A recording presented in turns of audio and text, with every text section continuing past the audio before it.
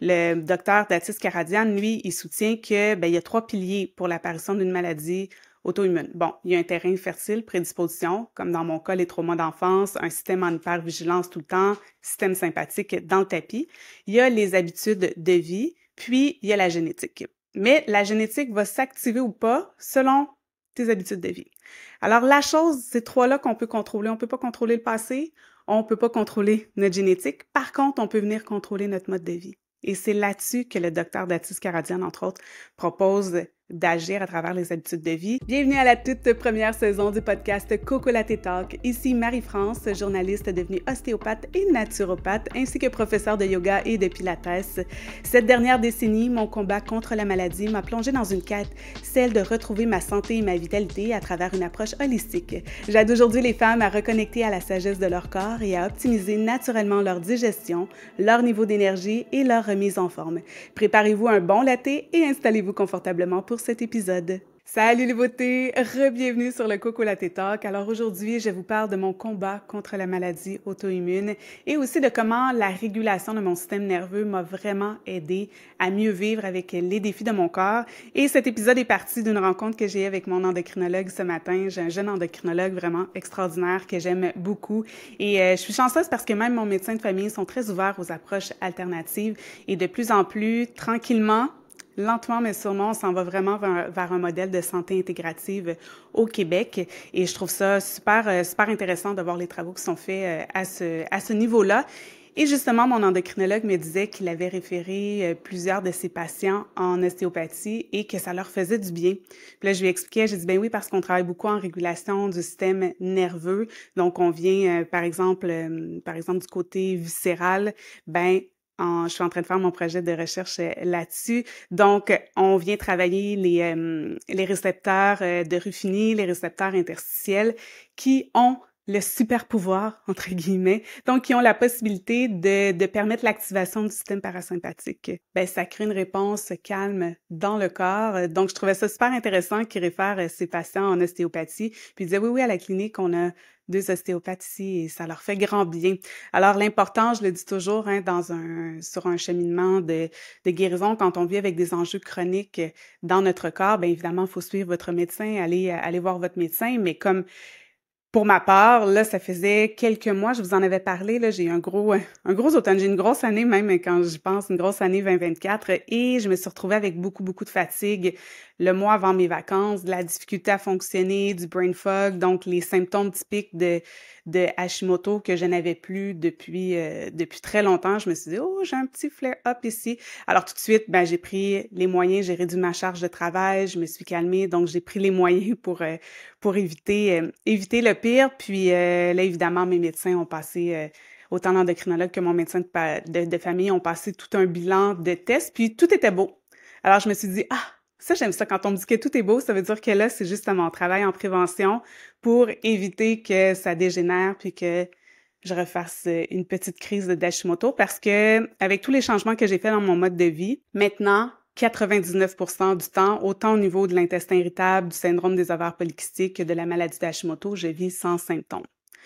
Alors, ça, c'est l'importance d'adresser tout le mode de vie, en plus des traitements évidemment proposés par votre médecin, mais de venir adresser tout le mode de vie, tout l'écosystème autour. Et c'est ça que je veux vous parler aujourd'hui. C'est ce dont je veux vous parler aujourd'hui, de tout le cheminement que j'ai fait dans l'espoir que ça vous donne des pistes à explorer.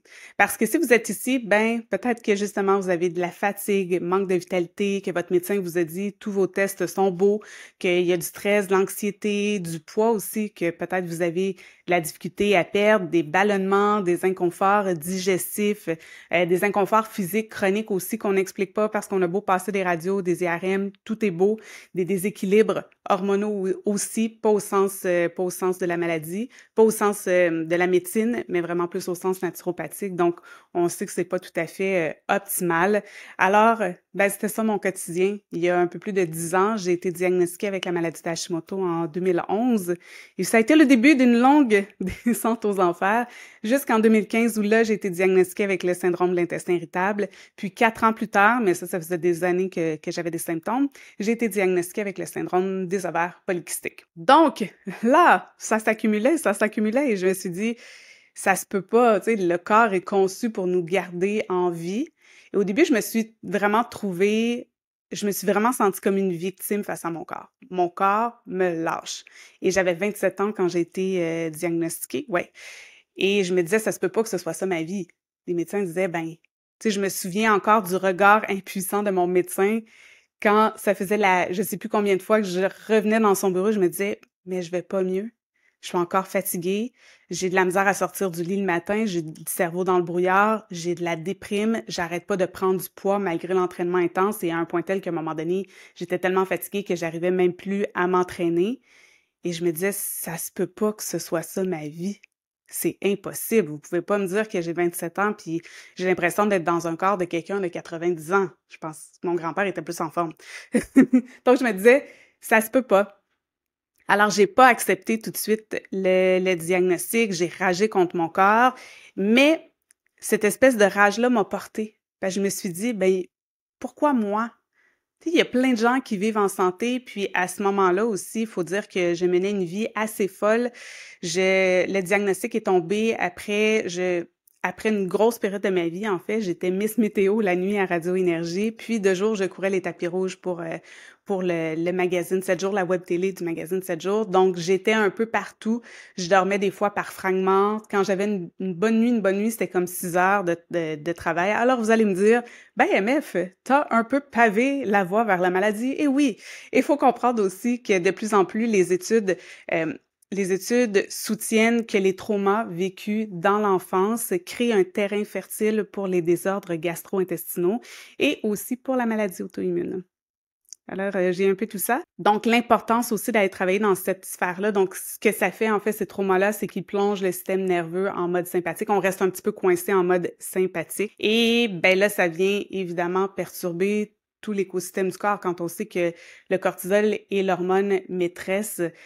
Ben, à un moment donné, s'il y a trop de cortisol, ça crée toutes sortes de conditions dans le corps, de l'inflammation systémique, entre autres, quand à petite dose, le cortisol a plutôt un effet justement anti-inflammatoire qu'on désire. Si par exemple il y a une blessure, ben, il va y avoir sécrétion du cortisol pour venir un petit peu gérer le tout, mais quand la dose est démesurée et constante, ben là, on devient plutôt dans de l'inflammation chronique. Ça perturbe le système digestif, ça diminue l'acidité gastrique, ça diminue la sécrétion d'enzymes, ça diminue aussi d'enzymes digestives, ça diminue aussi le péristaltisme, ça augmente la porosité intestinale. Bref, le stress chronique a des effets désastreux sur tout le corps. Et je me dis, c'est surprenant que je ne sois pas tombée malade avant 27 ans parce que j'ai toujours roulé à fond la caisse. J'étais jeune, j'avais 3 jobs en même temps, j'ai une mononucléose, c'est pas grave, je continue à travailler. Et c'est parti vraiment d'un désir d'un. Je suis partie très jeune de mon cadre dysfonctionnel. J'ai grandi dans un environnement où il y avait beaucoup de violence verbale, violence physique, ce qui fait qu'à 16 ans, ciao bye, et je suis jamais retournée derrière, mais à 16 ans, tu dois te loger, tu dois te nourrir, les prêts et bourses, c'est quand même minime. Alors, ce qui fait que très tôt, ben, j'étudiais temps plein, puis je travaillais temps plein. Donc, quand je suis arrivée sur le marché du travail, pour moi, travailler de jour et de nuit en même temps, c'est comme, ben, c'est ça qu'il faut faire. Donc, je suis tombée un petit peu dans le workaholisme et l'overachieving. J'étais vraiment une overachieving woman parce que ma valeur résidait beaucoup dans le faire, dans la surproductivité. Plus je suis productive, plus on va m'aimer. Et plus je suis parfaite, plus on va m'aimer. Ça fait que mes rédacteurs en chef, mes rédactrices en chef, elles m'aimaient vraiment beaucoup, beaucoup, beaucoup parce que je livrais du clé en main, je respectais mes deadlines, j'étais toujours là. Je touche du bois là, j'étais très rarement malade, j'ai jamais manqué un mandat et je roulais à fond la caisse. Mais à un moment donné, je suis tombée dans une période un petit peu plus d'accalmie, puis c'est étrange, je rattrape pas ma fatigue. Et là, je commençais à couler, je fais «Hmm, OK». Et là, je suis allée voir mon médecin. Mon médecin m'a dit bah, c'est la maladie d'Hashimoto, c'est pas tellement grave, on donne un médicament pour le reste de tes jours, puis ça va bien aller. J'étais comme OK. Tu sais, le médecin dit prends la pilule. Mais non, ça va pas mieux. Ça va pas mieux. Et là, c'est à un moment donné que j'ai compris oh, OK, les médecins ne savent pas quoi faire avec ça. Parce qu'il me disait, ben, tous tes tests sont beaux, tu sais, il n'y a rien à faire. Puis j'étais, mais ça se peut pas. Il dit, ben, ça va être ça, tu sais, Hashimoto, ça crée de l'inflammation, puis ça va dégénérer, puis ta glande, à un moment donné, ben, fonctionnera plus, fait qu'on va finir par trouver la juste dose. quelle fatalité! J'avais 27 ans. Je me disais: «Ben non, ça se peut pas». Donc en bonne journaliste, je me suis mis à lire tout ce que je pouvais sur le sujet. Je me disais: «Ça se peut pas» et je suis tombée sur des études, je suis tombée sur le travail de docteur Datis Karadzian, entre autres, le travail de docteur Isabella Wentz et de fil en aiguille, j'étais: «OK, il y a des choses que je peux faire dans tu sais, au niveau de mon mode de vie» parce que le docteur Datis Karadzian, lui, il soutient que, il y a 3 piliers pour l'apparition d'une maladie auto-immune. Bon, il y a un terrain fertile, prédisposition, comme dans mon cas, les traumas d'enfance, un système en hypervigilance tout le temps, système sympathique dans le tapis. Il y a les habitudes de vie, puis il y a la génétique. Mais la génétique va s'activer ou pas selon tes habitudes de vie. Alors, la chose, ces trois-là qu'on peut contrôler. On peut pas contrôler le passé, on peut pas contrôler notre génétique. Par contre, on peut venir contrôler notre mode de vie. Et c'est là-dessus que le docteur Datis Karadzian, entre autres, propose d'agir à travers les habitudes de vie. Donc évidemment, j'ai suivi toutes les recommandations de mon médecin, mais en parallèle, je suis allée explorer plein de choses. Donc, je suis allée en ostéopathie et moi aussi, ça me faisait tellement du bien. C'est pour ça d'ailleurs que j'ai décidé de retourner en ostéopathie. Je suis allée explorer en naturopathie avant moi-même d'étudier la naturopathie parce que ça m'aidait tellement. Puis, je suis allée explorer du côté de l'acupuncture aussi. Donc, c'est plusieurs choses, mais toutes ces choses-là avaient quelque chose en commun, c'est que ça venait réguler mon système nerveux. Ça amenait mon système nerveux en mode parasympathique, ce que j'avais beaucoup, beaucoup, beaucoup de difficultés à faire. Et naturellement, dans nos journées, on devrait passer la majeure partie de notre temps en mode parasympathique, mais on est beaucoup plus en sympathique. Et comme je vous disais, être coincé un petit peu en mode sympathique, ça apporte toutes sortes de répercussions dans le corps. D'où l'importance de réguler son système nerveux. Et d'ailleurs, mon gastro-entérologue, une des premières choses qu'il m'a dit, après d'aller faire, après de faire la diète FODMAP avec une nutritionniste, il m'a dit, il faut que tu gères ton stress.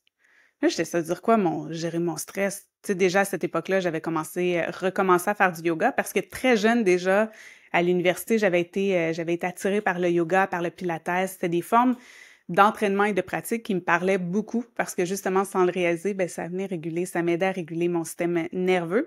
Et je me disais, mais là, tu sais, je fais déjà du yoga, qu'est-ce que veut dire gérer mon stress? J'avais pas l'impression d'être stressée parce que quand on est chroniquement stressé, surtout si c'est un état dans lequel on est depuis toute jeune, par exemple à cause de traumas, on sait pas c'est quoi un système nerveux régulé. Pour nous, c'est ça. Fait qu'être anxieuse, être irritable, être colérique quand les choses fonctionnent pas de ma façon, pour moi, c'était ma normalité. Fait que j'étais comme, ça veut dire quoi? Tu sais, j'avais l'impression de bien gérer. Mais non!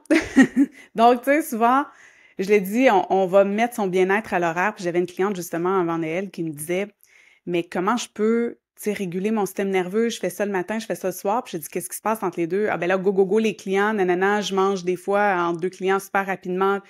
Puis j'étais, OK, mais j'ai dit, c'est ça. Le problème, c'est que tu le fais le matin et le soir. Tu casses ça dans ton horaire, puis c'est parfait, là. Tu sais, déjà, c'est excellent, mais il faut que tu ajoutes ces moments-là au fil de la journée. OK! Et ça fait toute la différence pour elle de se dire, en 2 clients, je prends le temps de respirer, de faire de la cohérence cardiaque, de juste aller marcher un tout petit peu et ça a tout changé. Donc l'important, c'est de le faire le plus souvent possible, de travailler à réguler son système nerveux et je suis tombée à travers, bon, évidemment à travers au fil de mes études en ostéopathie, on a exploré le système nerveux en long et en large. Et je dois mentionner aussi que j'ai fait de la thérapie pour les traumas d'enfance. Alors, si vous avez vécu des traumas dans l'enfance, je vous encourage vivement à aller faire ce travail-là avec une psychologue. C'est des outils extraordinaires de connaissance de soi. Puis, eux sont vraiment outillés pour justement venir libérer en quelque sorte le trauma du psyché. Et moi, mon approche, elle est beaucoup plus au niveau du neurohacking. Donc, on passe un petit peu par la porte arrière, on passe plus par le corps. Parce que souvent, qu'est-ce qui va arriver, c'est que vous allez essayer de vous rationaliser. Mais voyons, pourquoi je suis en train de stresser? J'ai rien pour stresser, c'est vraiment pas grave. Mais un système nerveux qui est coincé en mode alarme, il réagit pas à la commande logique. Et le corps et l'esprit, le mental, sont vraiment en synergie ensemble. Alors, de par mon expérience, puis de par mon expérience clinique avec mes clients, ce que j'ai remarqué, c'est que quand on vient passer par le corps, qu'on calme le corps, là, le mental se met à ralentir, puis là, on parvient à activer une réponse parasympathique dans le corps. Et pourquoi j'aime le neurohacking? Le neurohacking, ben vraiment, c'est des techniques souvent, des techniques qui vont être un petit peu plus sensorielles, des techniques comme, par exemple, juste le fait de fermer la bouche puis de fredonner. Ben là, on va être dans l'activation d'une réponse parasympathique. On veut faire ça le plus souvent au cours de la journée. D'ailleurs, là, tout ce dont je vous parle aujourd'hui, neurohacking, régulation du système nerveux, il y a la retraite Reset qui commence le 22, du 22 au 24 janvier et je vais vraiment vous donner plein de trucs pour justement venir calmer votre système nerveux parce qu'un système nerveux calme, un système nerveux équilibré, en fait, ben ça vient soutenir les fonctions d'autorégulation du corps, ça vient soutenir votre santé, puis c'est un outil de prévention absolument extraordinaire. Alors, quand justement votre médecin vous dit que tout est beau, allez voir, allez explorer du côté du système nerveux, qu'est-ce qui se passe. Alors, le neurohacking, c'est vraiment des outils tout simples qu'on peut utiliser au quotidien. Et c'est quoi les résultats d'un système nerveux régulé? Bien évidemment, un sentiment de calme, moins d'irritabilité, beaucoup moins de sautes d'humeur. On n'explose pas quand arrive un imprévu parce que c'est comme la goutte qui fait déborder le vase. Les petits bobos chroniques, soudainement, on se dit « Ah! » Tu sais, peut-être que plusieurs d'entre vous aussi l'avaient expérimenté. Gros rush au travail, ça va vite. Ah, j'ai des douleurs partout. J'ai des douleurs, par exemple, aux articulations ou j'ai une douleur au genou qui revient toujours quand je suis une période de stress. Vous partez en vacances. Wow, tout est beau. Moi, je le vois chez mes clientes, là, souvent. Hey, je reviens de vacances, je vais annuler mon rendez-vous. Tout va bien. Tout va bien. Je suis comme, ben, OK, parfois, on continue comme ça. Par exemple, 2 semaines plus tard, elle retourne dans la routine, puis là, elle me rappelle. Donc, oui, ça va venir quand on régule le système nerveux, ben c'est ça, les petits bobos chroniques pour lesquels justement on n'explique pas qu'est-ce qui se passe, ben on peut dire OK, hey, je ressens moins. Pourquoi? Parce qu'un système nerveux régulé, ben va moduler aussi la réponse de douleur à la baisse. Donc le système nerveux, cet impact-là aussi. Perte de poids saine. Souvent aussi, mes clientes arrivent ici, puis surtout celles en entraînement là, sur que ce soit Pilates au sol ou sur Reformer, elles me disent, ben, j'arrive pas à perdre du poids, j'ai tout essayé, puis là, on se met à regarder le mode de vie. Elles s'entraînent 5 à 6 fois par semaine intense, du gros spinning. C'est souvent des femmes ultra stressées qui gèrent, quand elles sont pas monoparentales, ben, elles ont quand même, tu sais, en tant, les mamans, vous êtes des surhumaines, vous avez tellement à gérer, donc vous gérez souvent tout le nid familial. Et souvent aussi, ben, elles ont des emplois, c'est ça, des emplois qui les stressent. Alors, bref, elles ont le cortisol dans le tapis, elles vont rajouter quelque chose qui les stresse, tu sais, une grosse séance de spinning sur un corps qui est déjà hyper taxé sur le stress, c'est jamais une bonne nouvelle. Fait qu'au début, je les mène à du pilates super doux, à aller marcher, avec du yoga restauratif, yin yoga, sont pas super contentes, c'est comme, mais en quoi je vais perdre du poids de m'étendre sur mon coussin? Je suis comme, fais-moi confiance. Puis finalement, ben, un mois plus tard, c'est comme, hey, je stagnais sur la balance depuis des mois, puis là, ça a commencé à baisser. J'étais comme, mais voilà. Puis j'encourage jamais à regarder. Ici, moi, j'ai même pas de balance à la maison. Là. Je sais comment je pèse quand je vais chez le médecin ou quelqu'un qui a une balance. Sinon, donc c'est plus dans une idée de comment on se sent. Donc, ouais, puis le cortisol élevé, ben, on va souvent stocker aussi au niveau du ventre. Cortisol élevé va amener toutes sortes de déséquilibres hormonaux, comme je vous disais. Donc, évidemment, de réguler son système nerveux, ça va favoriser l'équilibre hormonal. Les femmes vont souvent me dire, hey, j'ai plus de gros SPM comme avant, j'ai des règles beaucoup plus smooth. Puis aussi, bien évidemment, meilleure récupération.